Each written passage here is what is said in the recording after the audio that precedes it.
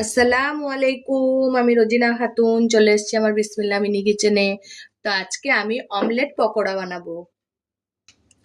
উনুনে আমি তেলটা গরম হতে দিয়েছি, এই সময় আমি ব্যাটারটা বানিয়ে ফেলবো। এবার আমি বেসন নিয়েছি, বেসনে দিয়ে দেব বাটা মশলা, দিয়ে দেব গুঁড়ো মশলা, হলুদ গুঁড়ো, লবণ, লঙ্কা গুঁড়ো, আর দিয়ে দেব গোটা জিরে, অল্পখানি গোটা জিরে দেব।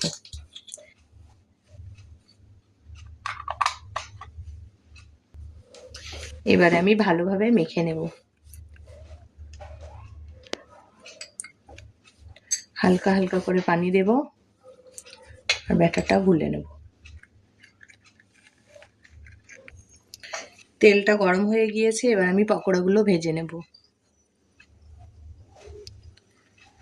বিসমিল্লাহ।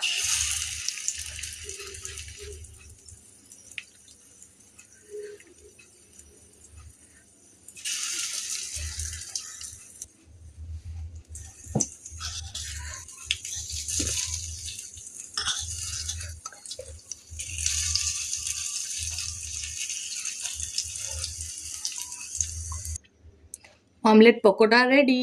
এবারে আমি এইভাবেই বাকি পকোড়াগুলোও ভেজে নেব।